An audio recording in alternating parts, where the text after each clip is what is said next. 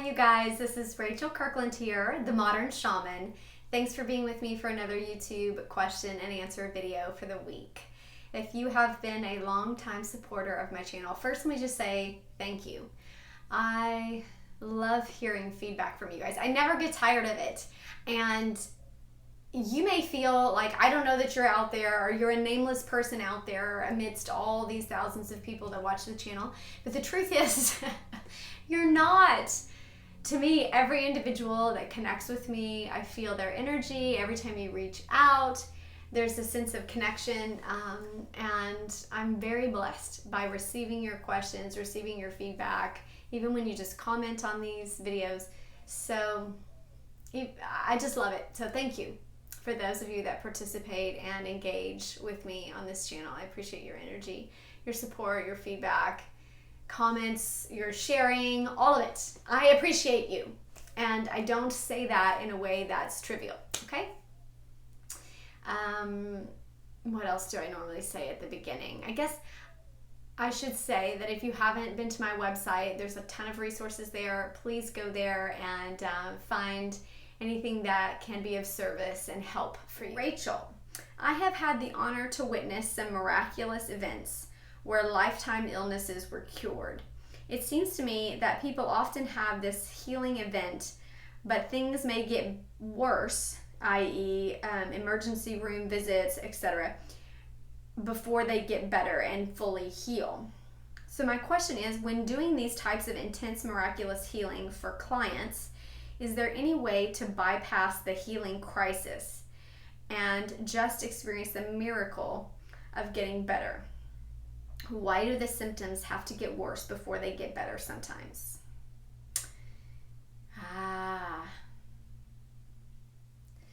Yes.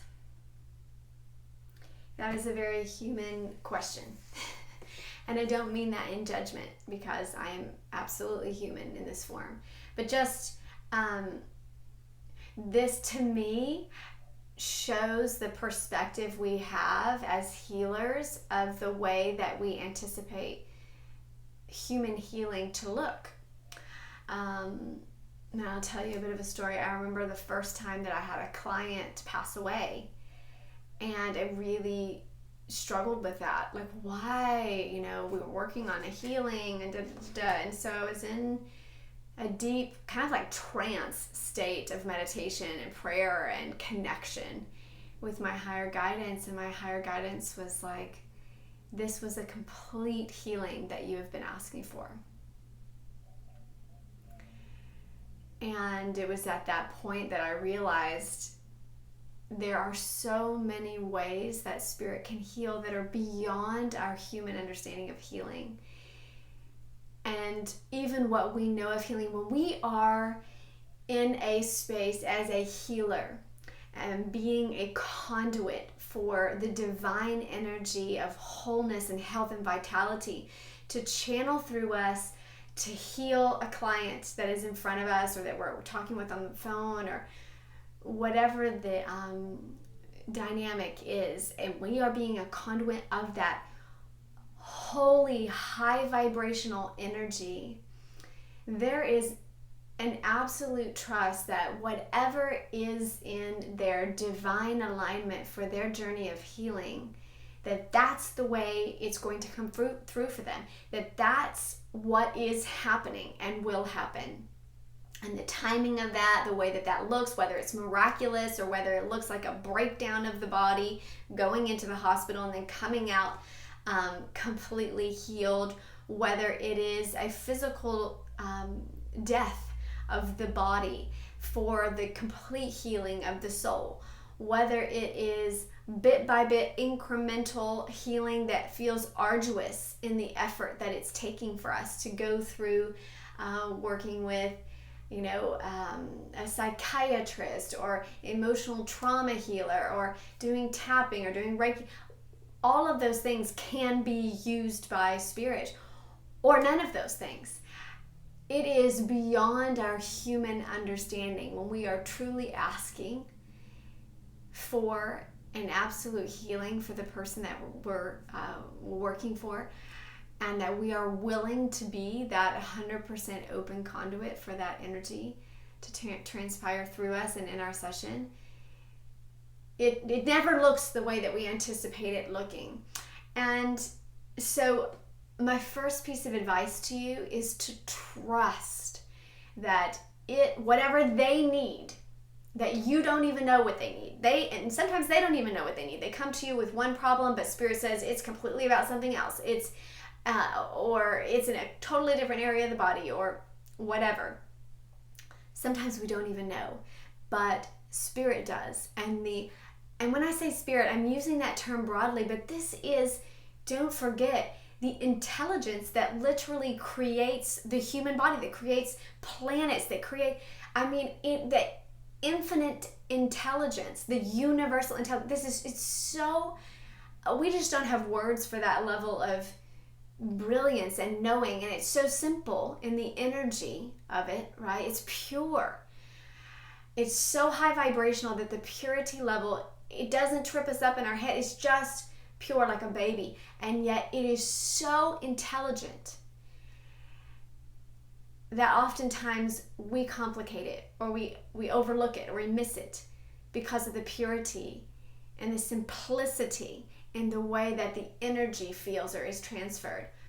So I just want to give you that piece of advice first, is trust that in whatever way it's happening for them, it needs to happen for them, because the highest level of intelligence is what is coming through and what is working out in their life.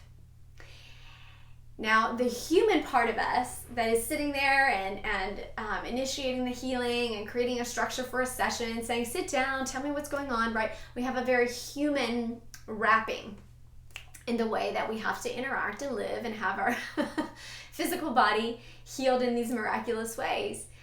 So there is a kind of a delicate balance there. And to me, this question also kind of predicates that delicate balance that we have as healers, as those that also have a storefront or have a marketing platform, right? And have this strange way of like integrating both realms and both dimensional spaces in order to usher in the healings. And so I'm going to speak to that a little bit, and also tell you that what you see, I have also seen. I have had clients come in for healings, and they think it's about one thing. Oh, it's about my mother, or it's about my bloodline, and then they have blood disease, or they have toxins in that they've known for a long time. And we start doing the work, and they literally will email me a week later. Am I supposed to be going through this? I feel like I'm detoxing. My face and my body is all broken out in a rash. It's like everything that was inside is now on the outside, and my life is falling, or my hair is falling out, or I don't want to scare you guys. Everybody's reaction is different depending on what it is that you are asking healing for. But the body has an intelligence of connection with Spirit. And I have had this experience also, where the body breaks down and has an extreme response to the shamanic healings, and then is completely transformed. And then a month later, they're like, oh my gosh, I can literally breathe for the first time, or these major diseases that were incurable, or the tumors, or whatever it may be that they're going through, that has completely gone and is no longer a part of their experience. Or even the person that was in their life causing, wreaking havoc in their job, and just miraculously gets transferred that week, or whatever it is. Again, the healings look completely different, because every person that sits in your chair or on your table is an individual. And even though we are taught through collective processes, the energy and the way it's received and the way that it begins to transmute and heal that body will be completely unique to that individual, and it should be, right? Because it is their soul that's receiving the healing, and then it transfers to the physical form. So I have had that experience, and what I can suggest to you as a healer is that you can always set the intention. And I do this with my clients. Usually it's in my languaging of the paperwork that goes out in the emails. It's kind of put on an auto response in my scheduling app when they schedule. But anyways, it sends it to them, and it languages common experiences after a healing to give yourself time. And then it sets that intention that the healing may be received with as much grace, openness, and receptivity as possible. That basically asks Spirit to ease them through the process. And I have found that because sometimes it can be very abrasive. If there are denser energies that are being cleared out, it can feel like sandpaper on their skin. It can just feel, and that can be, it can be physical, or that can be an analogy of an emotional experience where you're just feeling like sandpaper in the mind, and reworking the trauma and memory of things. I can't tell you how many clients I have done trauma therapy with where they didn't remember being abused. They didn't remember the trauma, but they knew it happened because their inner knowing and their intuitiveness or the patterns in their life showed it. And then when we went through a session and did a type of viewing in their life, they began to remember.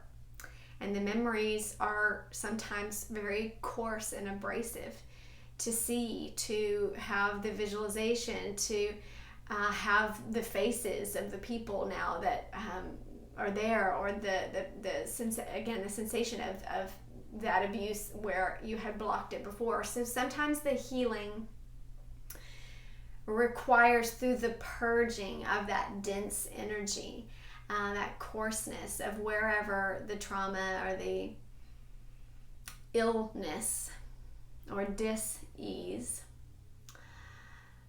was being held, to come up and come out. And so setting that intention as a practitioner of, I want this to be received with as much grace and ease as possible, that is helpful. And I've learned that just over time. I didn't know that at the beginning of my healings, but I found that when people would come back and say, oh, this is just so difficult to remember, this is just so difficult on my body, I'm just wanting to throw up or cry, or I'm puking and having diarrhea at the same time, like extreme detox experiences that people would have, or panic attacks through the awareness.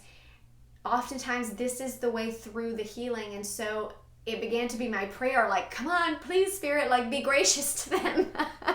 Give them a break. They're doing the work. They're going through the hard stuff. So you can set that intention. And I found that has helped.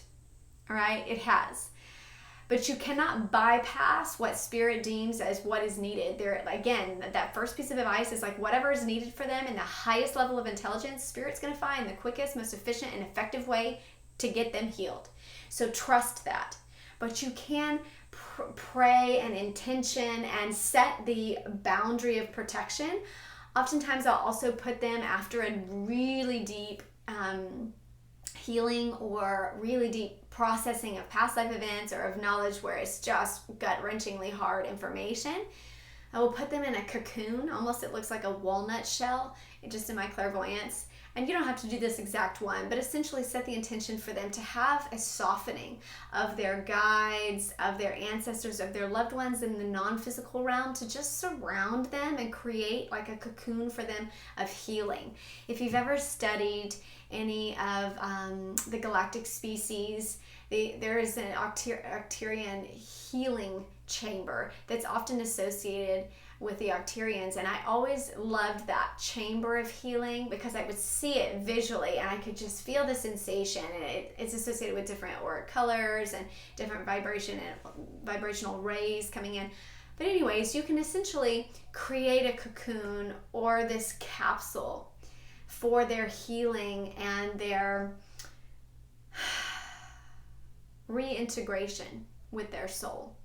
Because oftentimes what happens when we do these extreme, miraculous clearings or healings is that any level of density or toxin or blockage that has been in the way will come out.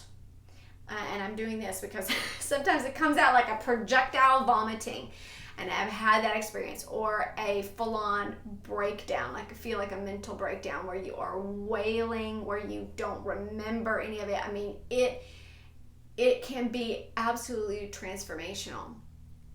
Sometimes it's not. Sometimes you don't feel anything, okay? And that can be just as transformational, right? Sometimes you feel zip, like almost like I've had clients that feel emotionally like they're in a zeroed out null point, and they're like, I've never felt this in my life. I've been bipolar all my life, and the language that has been given to me by the psychiatrist, and so their healing felt completely emotionally dull. Again, to reiterate what I said earlier, it will be perfect for them, but it will not look the same for every individual. It just won't. It won't look the same for any client that comes. But I have learned that kind of experience, that you can set them in a capsule to help reintegrate the energy, to absorb with as much grace and ease as possible through the body. You can set the intention also, if you want these miraculous healings to take place, that whatever needs to be cleared out before the miracle can step in. Because essentially what happens, and it is happening when you're describing this, is it's an extreme clearing, and that extreme clearing has to happen before the miracle, or what we see as a miracle, which typically actually is not miraculous. It's absolutely ordinary in its sense of primitive, native, like this is your divine, holy, healthy body. It's just we've been so off kilter oftentimes that we cover it up or we don't see it. So a lot of times we have to kind of take off all of those things in the way, and that can look like an extreme detox or something like this. So anything that's coarse will come up for that. And so you can literally set the intention that the miraculous healing be the dominant energy and happen in a timeline in the exact moment that they are ready for it, and if possible without any friction from their human experience. Set that intention that that's what you want, but know in a complete level of trust that Spirit's way of doing it will be exactly what they need. All right, and this is just a humility and a reverence of the healer, of staying in a mindset that knows that healings are just spiritual healings, these divine healings, they are not regulated by our human understanding of healing. They're just not. So much bigger, so much deeper, there's so much more unseen. And even what looks like a miraculous healing to us is just the tip of the iceberg of what's really happening on a soul level in all dimensional spaces that soul exists. So maybe my advice comes full circle.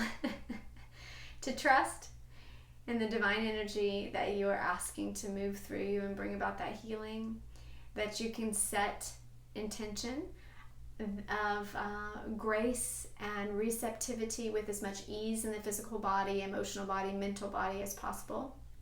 Intention with a sense of protection would be my third piece of advice, of cocooning them or putting them in that shell of support, so that when their body is recalibrating to this new energy of high vibrational light and health and vitality, everything's going to have to recalibrate because they're not used to living at that vibrational level that the healing comes in at.